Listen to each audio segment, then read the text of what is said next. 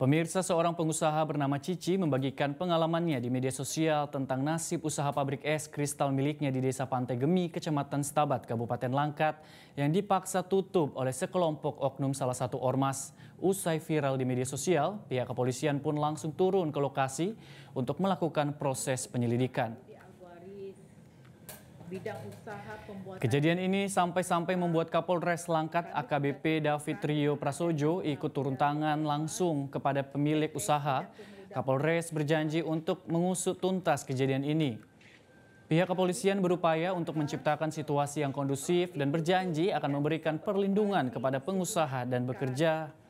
Sementara itu, Cici, pemilik usaha es kristal UD Aquaris, dalam postingannya di media sosial bercerita usahanya pembuatan es itu terpaksa tutup karena pekerjaannya kerap mendapat intimidasi dari ormas. Menurut Cici, intimidasi tersebut lantaran mereka tidak memenuhi sejumlah permintaan dari ormas sehingga ia meminta tolong kepada aparat penegak hukum untuk membantunya.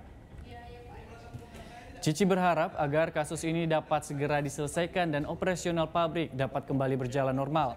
Mereka juga berharap agar pihak berwenang dapat memberikan perlindungan agar kejadian serupa tidak terulang lagi. Diperbolehkan buka mesin untuk bekerja, Pak. Mohon izin, Pak. Mohon bantuan. Jelajahi cara baru mendapatkan informasi. Download Metro TV Extend sekarang.